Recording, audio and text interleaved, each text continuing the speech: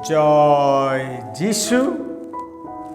प्रभु जीशु कृष्णटारे मोर अति प्रिय भाई और भौणी मैंने समस्त केमती अच्छा भलरे रहतु। जौहन समाचार अध्याय 1 पद संज्ञा 1। आद्यरे वाक्य थिले, वाक्य ईश्वर सहित थिले एवं सही वाक्य ईश्वर थिले। आसतु मोर भाई और भौणी माने से वाक्य आम वर्तमान शुणा। जय जीशु।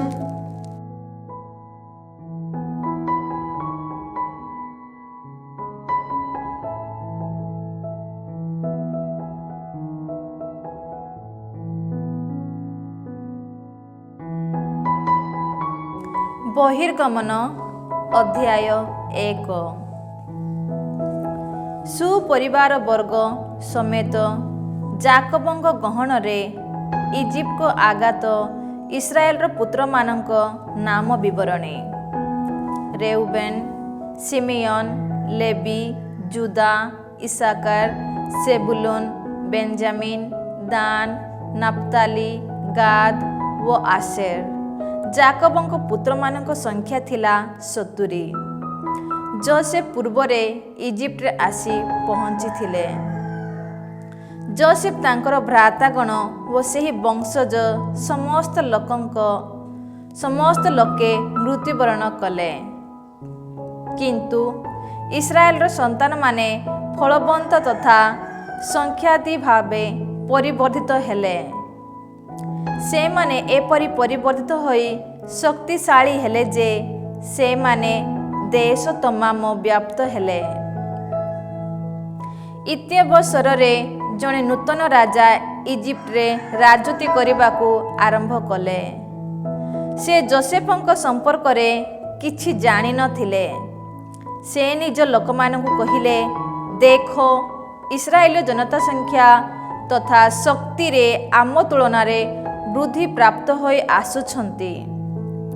युद्ध घटिले से माने शत्रु पक्षे नहीं आम विरुद्ध रे युद्ध करी राज्यरु बहिर्गत होई पलायन करिवार संभावना रहिछि। सुतरां से माने जेपरि संख्या रे वृद्धि प्राप्त न हुअंती तो निमंते से मानक प्रति आमे धूर्ताचरण करिबा। एहा परे से मानकु कठिन परिश्रम कराई उत्पीड़ित करने सकाशे से निष्ठुर तत्वावधारक मानकु नियुक्ति देले। तेणु इस्राएलीय जनता फारोंक पाई पीतम तथा रामसेस नामक भंडार नगरी समूह निर्माण कले।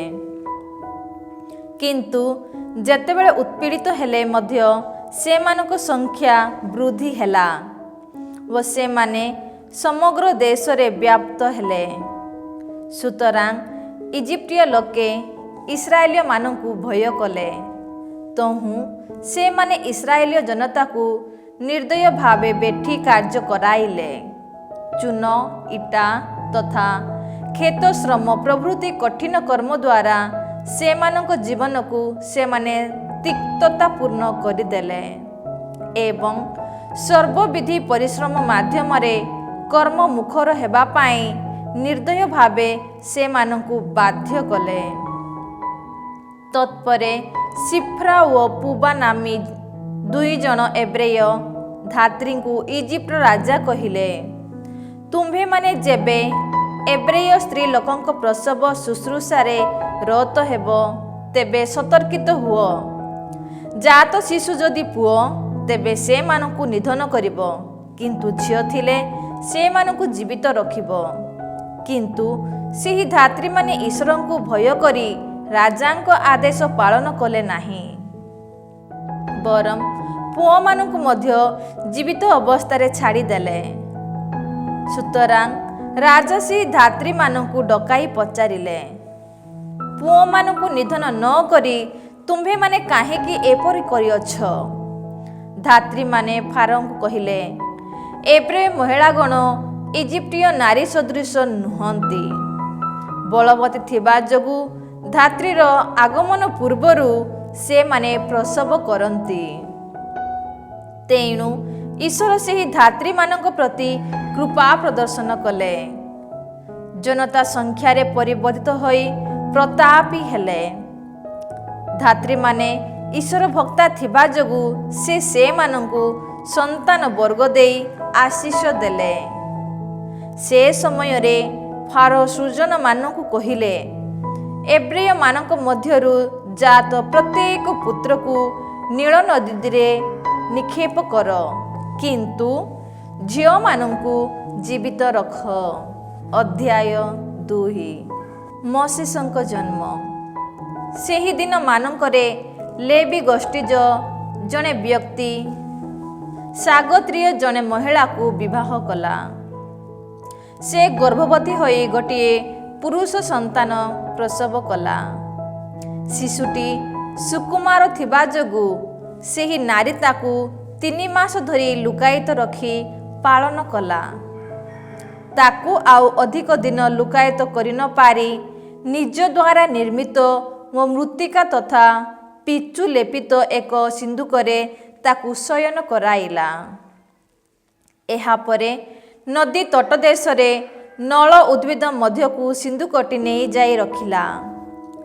ଶିଶୁଟିର ଅବସ୍ଥା କ'ଣ ହେବ ତାହା ନିରୀକ୍ଷଣ କରିବା ପାଇଁ ତାର ସହୋଦରୀ ସୁଦୂରରେ ଦଣ୍ଡାୟମାନ ହେଲା। ସେ ସମୟରେ ଫାରୋଙ୍କ କନ୍ୟା ନଦୀରେ ସ୍ନାନ କରିବା ପାଇଁ ଆସି ପହଞ୍ଚିଲେ। ତାର ପରିଚାରିକାଗଣ ନଦୀ ତଟ ଦେଇ ବିଚରଣ କରୁଥିଲେ।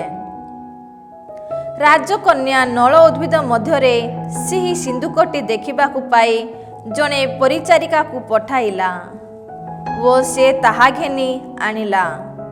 ତାହାକୁ ଉନ୍ମୁକ୍ତ କରିବାରୁ ସେଥିରେ ଏକ ଶିଶୁ ଦେଖାଗଲା। ଶିଶୁଟି ରୋଦନ କରୁଥିଲା। ତା ପ୍ରତି ଅନୁକମ୍ପା ପ୍ରଦର୍ଶନ କରି ସେ କହିଲା, ଏହା ତ ଗୋଟିଏ ଏବ୍ରେୟ ଶିଶୁ।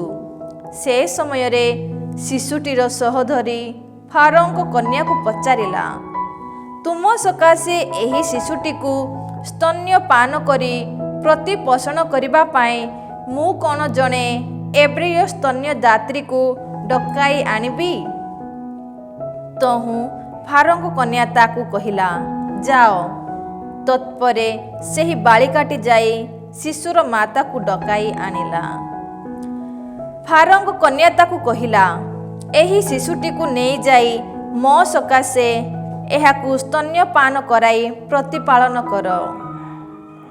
ମୁଁ ତୁମକୁ ଯଥାଚିତ ପାରିଶ୍ରାମିକ ଦେବି। ତେଣୁ ସେ ଶିଶୁକୁ ଘେନି ଲାଳନ ପାଳନ କଲା। ଶିଶୁଟି ବୁଦ୍ଧି ପ୍ରାପ୍ତ ହେଲା ପରେ ନିଜ ମାତା ତାକୁ ଫାରୋଙ୍କ କନ୍ୟା ପାଖକୁ ନେଇ ଆଣିଲା ଏବଂ ରାଜକନ୍ୟା ତାକୁ ନିଜ ପୁତ୍ର ସଦୃଶ ଗ୍ରହଣ କଲା। ମୁଁ ତାକୁ ଜଳରୁ ଉଠାଇ ଆଣିଛି କହି ସେ ତାକୁ ମୋସେସ୍ ନାମରେ ନାମିତ କଲା। ପ୍ରାପ୍ତ ବୟସ୍କ ହେଲା ପରେ ମୋସେସ୍ ଏକଦା ନିଜ ଭ୍ରାତାମାନଙ୍କ ସଂଦର୍ଶନ କରିବା ପାଇଁ ଗଲେ। ସେ ସେମାନଙ୍କୁ କଠିନ ପରିଶ୍ରମ କରିବାର ଦେଖିବାକୁ ପାଇଲେ। ସେ ସମୟରେ ଏକ ସୃଜନ ଏବ୍ରିୟଙ୍କୁ ଜଣେ ଇଜିପ୍ଟୀୟ ବ୍ୟକ୍ତି ପ୍ରହାର କରିବା ସେ ଦେଖିଲେ। ଚତୁଃପାର୍ଶ୍ୱକୁ ଚାହିଁ କେହି ତାକୁ ଦୃଷ୍ଟି ଦେଉନଥିବା ଦେଖି ସେ ସେହି ଇଜିପ୍ଟୀୟକୁ ନିଧନ କରି ବାଲୁକା ମଧ୍ୟରେ କବର ଦେଲେ। ପରବର୍ତ୍ତୀ ଦିନ ଭ୍ରମଣ କରିବା ସମୟରେ 2 ଜଣ ଏବ୍ରେୟଙ୍କୁ କଳହ କରିବା ସେ ଦେଖିଲେ। ଦୋଷୀ ବ୍ୟକ୍ତିକୁ ସେ ପଚାରିଲେ, ତୁମ ଆତ୍ମୀୟ ବ୍ୟକ୍ତିକୁ ତୁମେ କାହିଁକି ପ୍ରହାର କରୁଅଛ? ସେ ତେବେ ତାକୁ ପଚାରିଲା, ଆମ ନେତା ଓ ନ୍ୟାୟାଧୀଶ ରୂପେ କିଏ ବା ତୁମକୁ ନିଯୁକ୍ତ ପ୍ରଦାନ କରିଅଛି?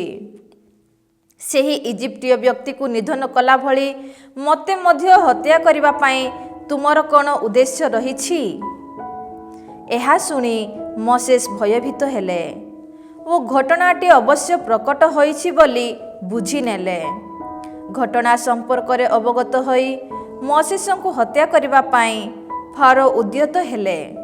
କିନ୍ତୁ ଫାରୋଙ୍କ ହସ୍ତରେ ବନ୍ଦୀ ନ ହେବା ପାଇଁ ମୋସେସ୍ ପଳାୟନ କରି ମିଦିଆନ୍ ଦେଶରେ ଆସି ପହଞ୍ଚିଲେ ଓ ସେଠାକାର ଗୋଟିଏ କୂପ ସମୀପରେ ସେ ଉପବିଷ୍ଟ ହେଲେ। ମିଦିଆନର ପୁରୋହିତଙ୍କ 7 ଜଣ କନ୍ୟା ଥିଲେ। ସେମାନେ ନିଜ ପିତାଙ୍କ ମେଷପଲକୁ ଜଳପାନ କରାଇବା ଉଦ୍ଦେଶ୍ୟରେ କୂପରୁ ଜଳ ବାହାର କରି ଜଳକୁଣ୍ଡ ପୂର୍ଣ୍ଣ କରୁଥିଲେ। ସେ ସମୟରେ କେତେକ ମେଷପାଳକ ଆସି ସେମାନଙ୍କୁ ଘଉଡ଼ାଇ ଦେଲେ, କିନ୍ତୁ ମୋଶେସ୍ ସେହି କନ୍ୟାମାନଙ୍କ ସହାୟକ ହୋଇ ସେମାନଙ୍କ ମେଷପଲକୁ ଜଳପାନ କରାଇଲେ। ତତ୍ପରେ ସେମାନେ ଯେବେ ନିଜ ପିତା ରେଉଏଲଙ୍କ ପାଖକୁ ଫେରିଗଲେ, ତେବେ ସେ ପଚାରିଲେ, ତୁମ୍ଭେମାନେ ଆଜି କିପରି ଏତେ ଶୀଘ୍ର ପ୍ରତ୍ୟାବର୍ତ୍ତନ କଲ? ସେମାନେ କହିଲେ, ଜଣେ ଇଜିପ୍ଟୀୟ ବ୍ୟକ୍ତି ଆମ୍ଭମାନଙ୍କୁ ମେଷପାଳକମାନଙ୍କ ହସ୍ତରୁ ରକ୍ଷା କଲେ। ସେ ପୁଣି ଆମ ପାଇଁ ଜଳ ବାହାର କରି ମେଷପଲକୁ ପାନ କରାଇଲେ। ତହୁଁ ରେଉଏଲ ପଚାରିଲେ, ସେ କାହିଁ? ତୁମ୍ଭେମାନେ କାହିଁକି ବା ତାକୁ ଛାଡ଼ି ଦେଇ ଆସିଲ? ଭକ୍ଷଣାର୍ଥେ ତାକୁ ଆମନ୍ତ୍ରଣ କର। ଏହିପରି ତାଙ୍କ ସଙ୍ଗରେ ଅବସ୍ଥାନ କରିବା ପାଇଁ ମୋଶେସ୍ ସମ୍ମତ ହେଲେ ଓ ସେ ନିଜ କନ୍ୟା ସିଫୋରାକୁ ମୋଶେସଙ୍କୁ ପତ୍ନୀ ରୂପେ ପ୍ରଦାନ କଲେ। ସେହି ନାରୀ ଗୋଟିଏ ପୁତ୍ର ପ୍ରସବ କଲା। ବିଦେଶରେ ମୁଁ ଜଣେ ପ୍ରବାସ ବ୍ୟକ୍ତି ଏହିପରି କହି ମୋଶେସ୍ ତାକୁ ଗେର୍ଶମ ନାମରେ ଅଭିହିତ କଲେ। କାଳକ୍ରମେ ଇଜିପ୍ଟର ରାଜା ଦେହତ୍ୟାଗ କଲେ।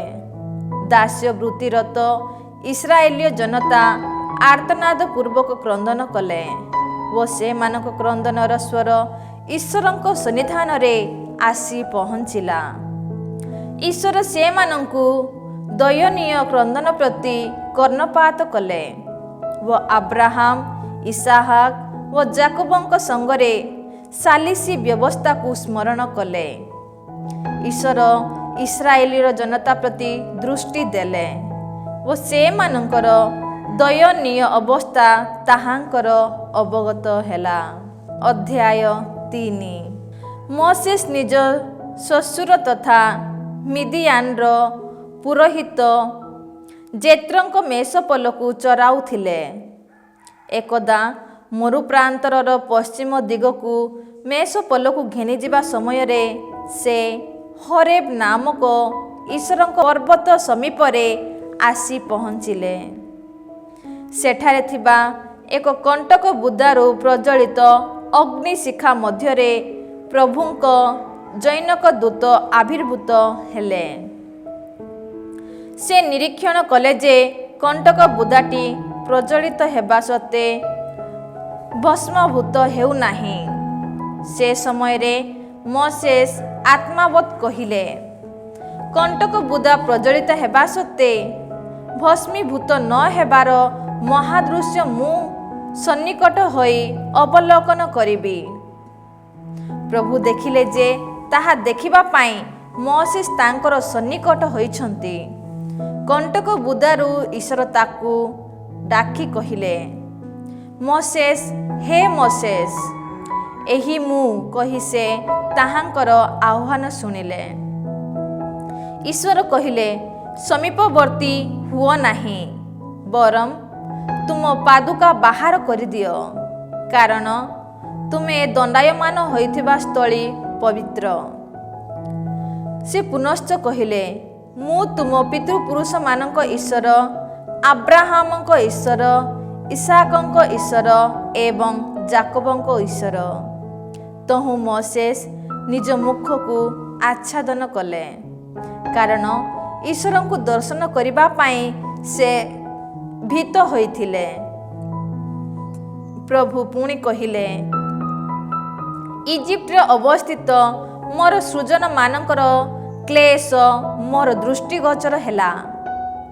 କର୍ମ ନିର୍ଦ୍ଦେଶକମାନଙ୍କ କ୍ରୂରତା ହେତୁ ସେମାନଙ୍କ ରୋଦନ ମୋର କର୍ଣ୍ଣଗୋଚର ହେଲା। ସେମାନଙ୍କ ଯାତନା ସମ୍ବନ୍ଧରେ ମୁଁ ଅବଗତ।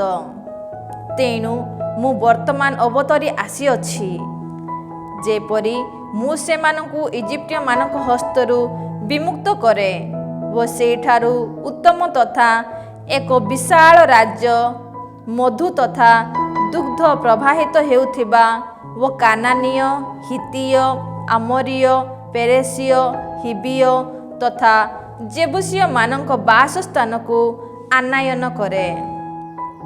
ଦେଖ, ଇସ୍ରାଏଲୀୟ ସନ୍ତାନମାନଙ୍କ ରୋଦନ ମୁଁ ଶୁଣିଅଛି।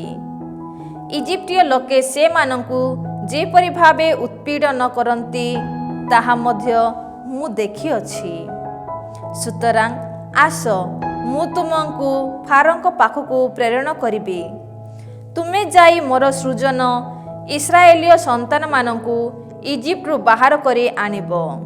କିନ୍ତୁ ମୋଶେସ୍ ଈଶ୍ୱରଙ୍କୁ କହିଲେ, ଫାରୋଙ୍କ ପାଖକୁ ଯିବା ଓ ଇସ୍ରାଏଲୀୟ ସନ୍ତାନମାନଙ୍କୁ ଇଜିପ୍ଟରୁ ବହିର୍ଗତ କରାଇ ଆଣିବା ସକାଶେ ମୁଁ ବା କିଏ? ଈଶ୍ୱର କହିଲେ, ମୁଁ ତୁମର ସହବର୍ତ୍ତୀ ହେବି। ଯିଏ ତୁମକୁ ପ୍ରେରଣ କରନ୍ତି ସିଏ ମୁଁ। ଯାହାର ନିଦର୍ଶନ ଏହା ହେବ ଯେ ଇଜିପ୍ଟର ବହିର୍ଗତ ହେଲା ପରେ ତୁମ୍ଭେମାନେ ଏହି ପର୍ବତ ଉପରେ ଈଶ୍ୱରଙ୍କୁ ଆରାଧନା କରିବ। ସେ ସମୟରେ ମୋଶେସ୍ ଈଶ୍ୱରଙ୍କୁ କହିଲେ, ଦେଖ, ମୁଁ ଇସ୍ରାଏଲୀୟ ଜନତାର ସମୀପକୁ ଯାଇ ତୁମ ପିତୃପୁରୁଷମାନଙ୍କ ଈଶ୍ୱର ମୋତେ ପଠାଇ ଅଛନ୍ତି ବୋଲି ଯଦି କହିବି, ତେବେ ତାହାଙ୍କର ନାମ କ'ଣ? ଏହିପରି ସେମାନେ ପଚାରିଲେ ମୁଁ ବା କି ପ୍ରତି ଉତ୍ତର ଦେବି? ଈଶ୍ୱର ମୋଶେସ୍ଙ୍କୁ କହିଲେ, ମୁଁ ସ୍ୱୟଂଭୂ। ଇସ୍ରାଏଲୀୟ ଜନତାକୁ ଏହା କୁହ ଯେ ଯିଏ ସ୍ୱୟଂଭୂ ସିଏ ମୋତେ ତୁମ ପାଖକୁ ପ୍ରେରଣ କରିଅଛନ୍ତି। ସେ ପୁନଶ୍ଚ ମୋଶେସ୍ଙ୍କୁ କହିଲେ, ଇସ୍ରାଏଲୀୟ ଜନତାକୁ ଏହା ମଧ୍ୟ କୁହ, ତୁମ୍ଭମାନଙ୍କର ପିତୃପୁରୁଷଗଣଙ୍କ ଈଶ୍ୱର ପ୍ରଭୁ ଅର୍ଥାତ୍ ଆବ୍ରାହମଙ୍କ ଈଶ୍ୱର, ଇସାକଙ୍କ ଈଶ୍ୱର ଓ ଯାକବଙ୍କ ଈଶ୍ୱର ମୋତେ ତୁମ ପାଖକୁ ପଠାଇ ଅଛନ୍ତି। ଏହା ହିଁ ମୋର ଶ୍ୱାସସ୍ଥ ନାମ। ମୁଁ ଯୁଗାନ୍ତ ବ୍ୟାପୀ ଏହି ନାମ ମାଧ୍ୟମରେ ଅନୁସ୍କୃତ ହେବି। ତୁମେ ଯାଇ ଇସ୍ରାଏଲର ସମସ୍ତ ବୈଜ୍ୟେଷ୍ଠ୍ୟମାନଙ୍କୁ ସମବେତ କରାଇ କୁହ, ତୁମ ପିତୃପୁରୁଷମାନଙ୍କ ଈଶ୍ୱର ପ୍ରଭୁ ଅର୍ଥାତ୍ ଆବ୍ରାହମଙ୍କ ଈଶ୍ୱର, ଇସାକଙ୍କ ଈଶ୍ୱର, ଯାକବଙ୍କ ଈଶ୍ୱର ଉଭା ହୋଇ ମୋତେ ଏହା କହିଅଛନ୍ତି। ମୁଁ ତୁମ୍ଭମାନଙ୍କୁ ତଥା ଇଜିପ୍ଟିୟମାନଙ୍କ ଦ୍ୱାରା ତୁମ ପ୍ରତି ସମ୍ପାଦିତ ସମସ୍ତ କାର୍ଯ୍ୟକୁ ନିରୀକ୍ଷଣ କରିଅଛି। ଇଜିପ୍ଟରେ ତୁମ ପ୍ରତି ସଂଘଟିତ କ୍ଲେଶରୁ ମୁଁ ତୁମ୍ଭମାନଙ୍କୁ ମୁକ୍ତ କରି କାନାନୀୟ, ହିତୀୟ, ଆମୋରୀୟ, ପେରେସୀୟ, ହିବିୟ ତଥା ଜେବୁସୀୟମାନଙ୍କ ମଧୁ ତଥା ଦୁଗ୍ଧ ପ୍ରବାହିତ ଦେଶକୁ ଆନୟନ କରିବାକୁ ପ୍ରତିଜ୍ଞା କରିଅଛି। ଯାହା କିଛି ତୁମେ କହିବ ସେମାନେ ତାହା ପ୍ରତି କର୍ଣ୍ଣପାତ କରିବେ। ଇସ୍ରାଏଲର ବୈଜ୍ୟେଷ୍ଠ୍ୟମାନଙ୍କ ସମେତ ତୁମେ ଇଜିପ୍ଟର ରାଜାଙ୍କ ପାଖକୁ ଯାଇ କହିବ, ଏବ୍ରେୟମାନଙ୍କ ଈଶ୍ୱର ପ୍ରଭୁ ଆମ୍ଭମାନଙ୍କୁ ସଂଦର୍ଶନ କରିଅଛନ୍ତି। 3 ଦିନ ଧରି ଯାତ୍ରା କରି ମରୁ ପ୍ରାନ୍ତରରେ ଆମ ଈଶ୍ୱରଙ୍କ ଉଦ୍ଦେଶ୍ୟରେ ନୈବେଦ୍ୟ ଉତ୍ସର୍ଗ କରିବା ସକାଶେ ଅନୁମତି ଦେବା ପାଇଁ ଆମେ ତୁମକୁ ପ୍ରାର୍ଥନା କରୁ। ମୁଁ ଜାଣେ ଯେ ପ୍ରବଳ ପ୍ରତାପୀ ବାହୁ ଜରିଆରେ ବାଧ୍ୟ ନ କଲେ ଇଜିପ୍ଟର ରାଜା ତୁମ୍ଭମାନଙ୍କୁ ଯିବାକୁ ଦେବେ ନାହିଁ। ବିସ୍କୃତ ହସ୍ତ ମାଧ୍ୟମରେ ଅଦ୍ଭୁତ କାର୍ଯ୍ୟବଳୀ ସାଧନ କରି ମୁଁ ଇଜିପ୍ଟକୁ ଆଘାତ କରିବି। ତତ୍ପରେ ସେ ତୁମ୍ଭମାନଙ୍କୁ ଛାଡ଼ିଦେବ। ଇଜିପ୍ଟିୟମାନଙ୍କ ଦୃଷ୍ଟିରେ ମୁଁ ଏହି ଜନତାକୁ ପ୍ରୀତିପାତ୍ର କରାଇବି। ତୁମ୍ଭେମାନେ ପ୍ରସ୍ଥାନ କରିବା ସମୟରେ ରିକ୍ତ ହସ୍ତରେ ବାହାରିବ ନାହିଁ। ପ୍ରତ୍ୟେକ ନାରୀ ନିଜର ପ୍ରତିବେଶୀ ତଥା ସ୍ୱଗୃହବାସିନୀ ନାରୀଠାରୁ ରୌପ୍ୟ ତଥା ସ୍ୱର୍ଣ୍ଣଭରଣ ଓ ପରିଧାନ ଗୁଡ଼ିକ ମାଗି ନେବେ। ସେଗୁଡ଼ିକ ତୁମ ପୁତ୍ର କନ୍ୟାମାନଙ୍କୁ ପରିହିତ କରାଇବ। ଏପରି ଭାବେ ତୁମେ ଇଜିପ୍ଟିୟମାନଙ୍କୁ ଲୁଣ୍ଠନ କରିବ। ଅଧ୍ୟାୟ 4। ସେ ସମୟରେ ମୋଶେସ୍ କହିଲେ, ସେମାନେ ମୋତେ ବିଶ୍ୱାସ କରିବେ ନାହିଁ କିମ୍ବା ମୋର ବଚନ ପ୍ରତି କର୍ଣ୍ଣ ଦେବେ ନାହିଁ। ବରଂ ସେମାନେ କହିବେ ଯେ ପ୍ରଭୁ ତୁମ ପ୍ରତି ଉଭା ହୋଇ ନାହାନ୍ତି। ପ୍ରଭୁ ତାଙ୍କୁ ପଚାରିଲେ, ହସ୍ତରେ ତୁମେ କ'ଣ ଧାରଣ କରିଅଛ? ସେ କହିଲେ, ଏକ ଯଷ୍ଟି। ପ୍ରଭୁ କହିଲେ, ତାହା ଭୂସ୍ଥଳରେ ପକାଇ ଦିଅ। ସେ ତାକୁ ଭୂସ୍ଥଳରେ ପକାଇଲେ ଓ ତାହା ଗୋଟିଏ ସର୍ପରେ ପରିଣତ ହେଲା। ସହସା ମୋଶେସ ତା ପାଖରୁ ଦୂରେଇ ଗଲେ।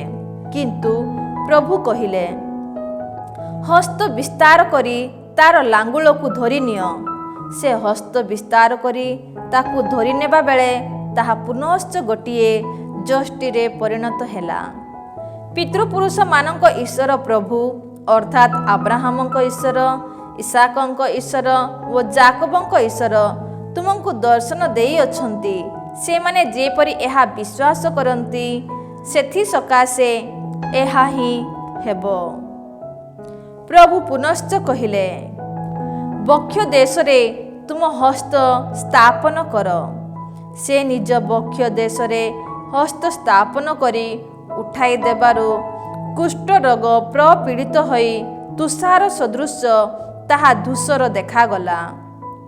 ସେ ସମୟରେ ଈଶ୍ୱର କହିଲେ, ପୁନର୍ବାର ତୁମ ହସ୍ତ ବକ୍ଷ ଦେଶରେ ସ୍ଥାପନ କର। ସେ ତାହା ସ୍ଥାପନ କରି ଉଠାଇ ନେବାରୁ ହାତଟି ତାହାର ପୂର୍ବ ସ୍ଥିତି ଲାଭ କରି ଶରୀରର ଅନ୍ୟାନ୍ୟ ଅବୟବ ସମୂହ ସଦୃଶ ଦେଖାଗଲା। ଈଶ୍ୱର କହିଲେ, ସେମାନେ ଯଦି ତୁମକୁ ବିଶ୍ୱାସ କରିବେ ନାହିଁ କିମ୍ବା ତୁମେ ଦର୍ଶାଇଥିବା ପ୍ରଥମ ନିଦର୍ଶନ ପ୍ରତି ମନୋଯୋଗୀ ହେବେ ନାହିଁ, ତେବେ ସେମାନେ ଏହି ଦ୍ୱିତୀୟ ନିଦର୍ଶନକୁ ବିଶ୍ୱାସ କରିପାରିବେ। ଏହି ନିଦର୍ଶନ ଦ୍ୱୟ ସତ୍ତ୍ୱେ ସେମାନେ ଯଦି ବିଶ୍ୱାସ ନ କରନ୍ତି କିମ୍ବା ତୁମର ବାକ୍ୟ ପ୍ରତି କର୍ଣ୍ଣ ନ ଦିଅନ୍ତି, ତାହାହେଲେ ତୁମେ ନୀଳ ନଦୀରୁ କିଛି ଜଳ ଆଣି ଶୁଷ୍କ ଭୂମି ଉପରେ ଢାଳିଦେବ ଓ ନୀଳ ନଦୀରୁ ଆନିତ ସେହି ଜଳ ସୂକ୍ଷ୍ମ ଭୂମି ଉପରେ ରକ୍ତରେ ପରିଣତ ହେବ।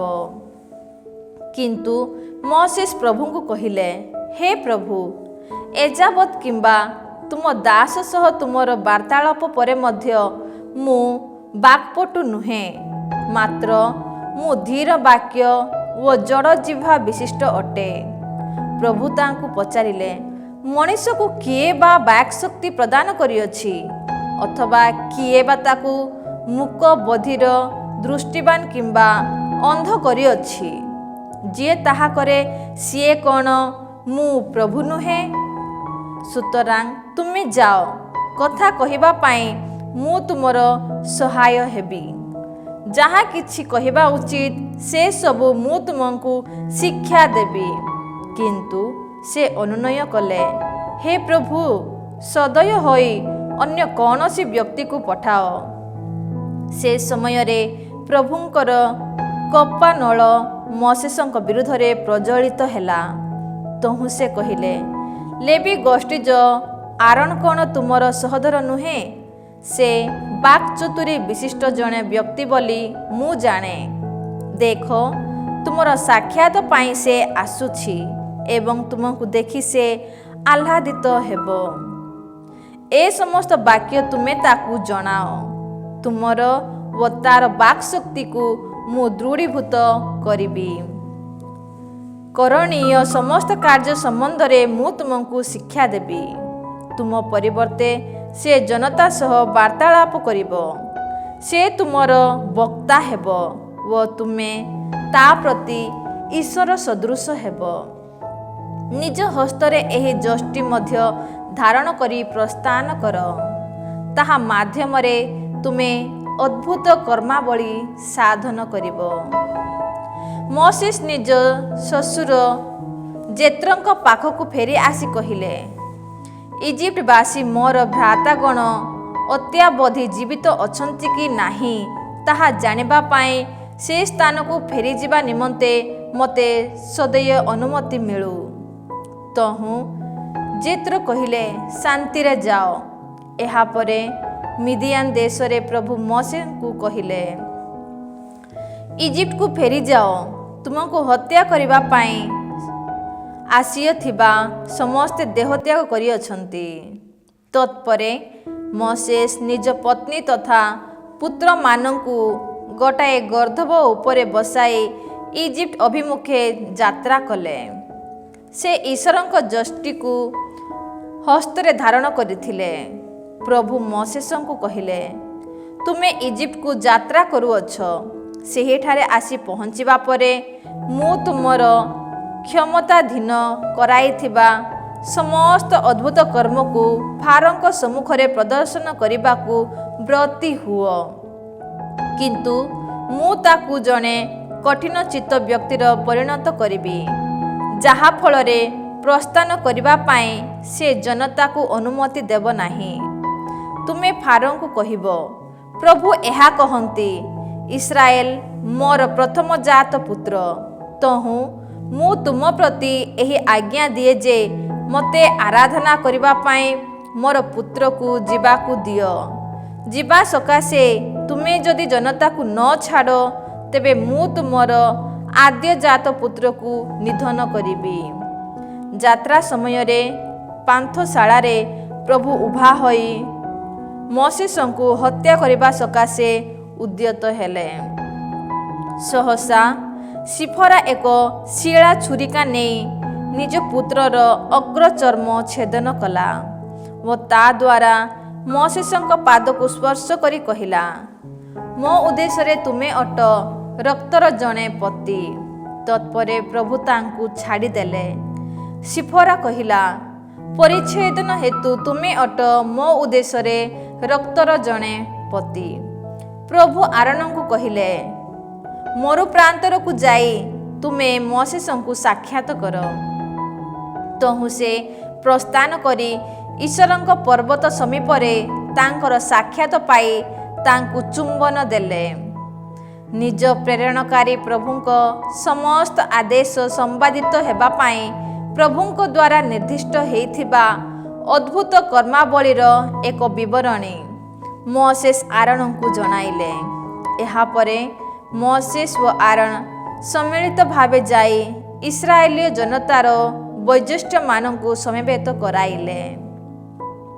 ମୋଶେସଙ୍କ ନିକଟରେ ପ୍ରଭୁଙ୍କ ଦ୍ୱାରା କଥିତ ସମସ୍ତ କଥା ଆରୋନ ସେମାନଙ୍କୁ କହିଲେ ଓ ସେମାନଙ୍କ ସମ୍ମୁଖରେ ସେହି ଅଦ୍ଭୁତ କର୍ମାବଳୀ ସମ୍ପାଦନ କଲେ।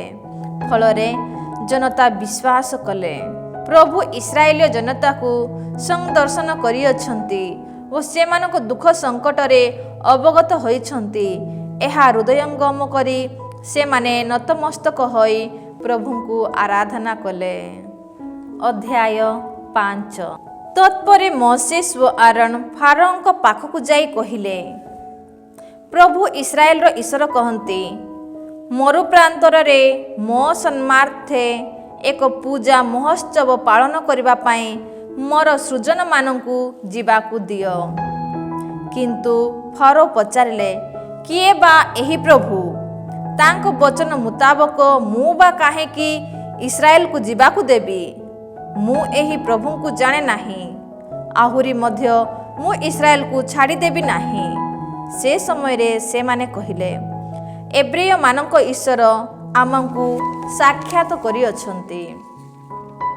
ସୁତରାଂ 3 ଦିନ ଧରି ଯାତ୍ରା କରି ମରୁ ପ୍ରାନ୍ତରରେ ପ୍ରଭୁ ଆମ ଈଶ୍ୱରଙ୍କ ପ୍ରତି ନୈବେଦ୍ୟ ଉତ୍ସର୍ଗ କରିବାକୁ ଆମେ ଅନୁମତି ପ୍ରାର୍ଥନା କରୁ। ତାହା ନହେଲେ ମହାମାରୀ କିମ୍ବା ଖଡ଼୍ଗ ଦ୍ୱାରା ସେ ଆମକୁ ଆକ୍ରମଣ କରି ଶାସ୍ତି ଦେଇପାରନ୍ତି। କିନ୍ତୁ ଇଜିପ୍ଟର ରାଜା ସେମାନଙ୍କୁ କହିଲେ, ହେ ମୋଶେସ ଓ ଆରୋନ, ଲୋକମାନଙ୍କୁ ସେମାନଙ୍କ କାର୍ଯ୍ୟରୁ ନିବୃତ୍ତ ହେବା ପାଇଁ ତୁମେ କାହିଁକି ଉଦ୍ୟତ ହେଉଅଛ? ଯାଇ ତୁମ କାର୍ଯ୍ୟରେ ବ୍ରତୀ ହୁଅ। ଆଉ ଫାରୋ କହିଲେ, ଦେଖ, ଏହି ଦେଶବାସୀ ବହୁ ସଂଖ୍ୟକ ହୋଇଅଛନ୍ତି ଓ ତୁମେ ସେମାନଙ୍କୁ ସେମାନଙ୍କ କାର୍ଯ୍ୟରୁ ନିବୃତ୍ତ କରାଉଅଛ।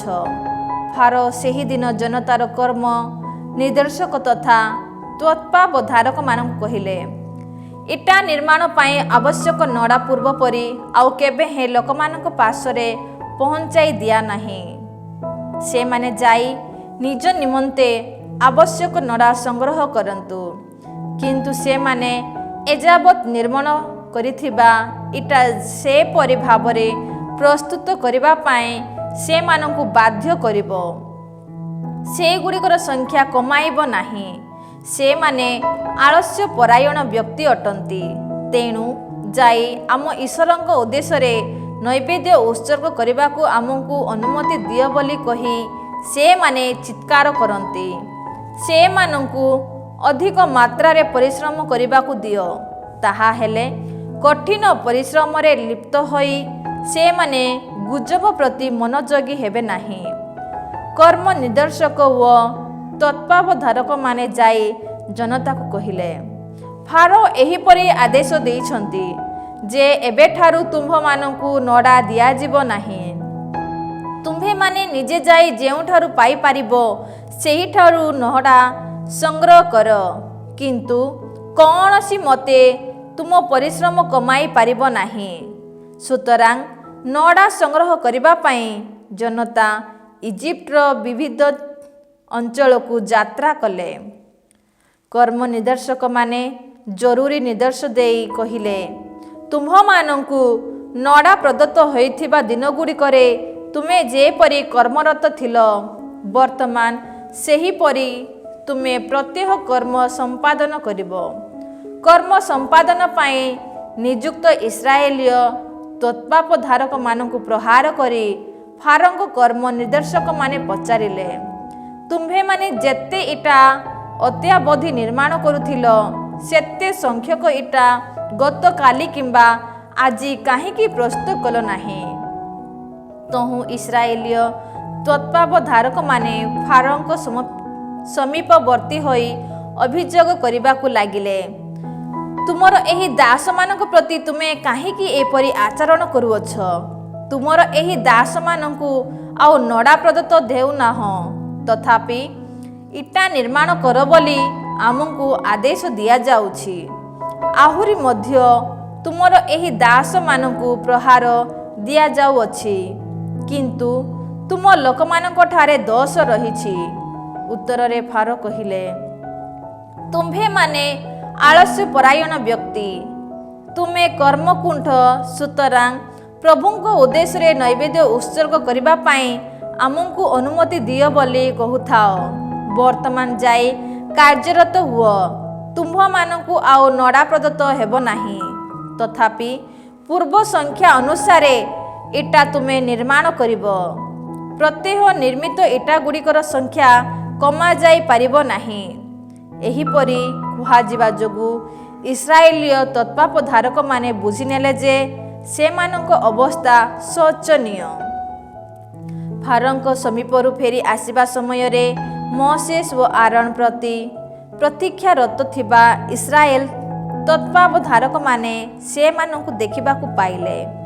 ସେମାନେ ମୋଶେସ୍ ଓ ଆରୋନଙ୍କୁ କହିଲେ, ତୁମ କର୍ମ ଅନୁଯାୟୀ ତୁମ୍ଭେମାନେ ପ୍ରଭୁଙ୍କ ଠାରୁ ବିଚାର ପ୍ରାପ୍ତ ହୁଅ, କାରଣ ଫାରୋ ଓ ତାଙ୍କର ପରିଚାରକମାନଙ୍କ ସମ୍ମୁଖରେ ତୁମ୍ଭେମାନେ ଆମକୁ ଅବଜ୍ଞାର ପାତ୍ର କରିଅଛ ଓ ଆମକୁ ନିଧନ କରିବା ସକାଶେ ତୁମ୍ଭେମାନେ ସେମାନଙ୍କ ହସ୍ତରେ ଏକ ଖଡ଼ଗ ଦେଇଅଛ।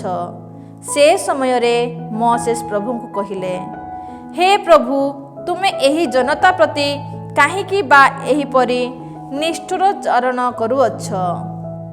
ତୁମେ ମୋତେ ଏହିଟାକୁ କାହିଁକି ପ୍ରେରଣ କଲ? ତୁମ ନାମରେ ଫାରୋଙ୍କ ସହ ବାର୍ତ୍ତାଳାପ କରିବାକୁ ଆଗତ ଦିନଠାରୁ ସେ ଏହି ଜନତା ପ୍ରତି କେବଳ ଅନିଷ୍ଟ କରିଅଛନ୍ତି ଓ ତୁମେ ତୁମ ସୃଜନମାନଙ୍କୁ ମୁକ୍ତ କରିନାହଁ। ପ୍ରେଜ୍ ଦ ଲର୍ଡ, ପ୍ରେଜ୍ ଦ ଲର୍ଡ। ମାର୍କୋଙ୍କ ସୁସମାଚାର ଅଧ୍ୟାୟ 4 ପଦ ସଂଖ୍ୟା 4। ଯୀଶୁ ଉତ୍ତର ଦେଲେ, ଲେଖା ଅଛି, ମନୁଷ୍ୟ କେବଳ ରୋଟିରେ ବଞ୍ଚେ ନାହିଁ, ବରଂ ଈଶ୍ୱରଙ୍କ ମୁଖ ନିଃସୃତ ପ୍ରତ୍ୟେକ ବାଣୀରେ ବଞ୍ଚେ। ପ୍ରାର୍ଥନା କରିବା, ପ୍ରଭୁ ଆମ୍ଭମାନଙ୍କୁ ବାକ୍ୟ ଦିଅ। ଧନ୍ୟବାଦ ଯୀଶୁ, ତୁମର ପବିତ୍ର ବାକ୍ୟ ପାଇ, ଜୀବନ୍ତ ବାକ୍ୟ ପାଇ ଆଜି ଆମେ ତୁମକୁ ଧନ୍ୟବାଦ ଦେଉଛୁ। ପ୍ରଭୁ ସର୍ବଶକ୍ତିମାନ ପରମେଶ୍ୱର ପିତା ଓ ପୁତ୍ର ଏବଂ ପବିତ୍ର ଆତ୍ମା ଆପଣମାନଙ୍କୁ ଆଶୀର୍ବାଦ କରନ୍ତୁ। ଆମେନ୍। ସମସ୍ତଙ୍କୁ ଜୟ ଯୀଶୁ।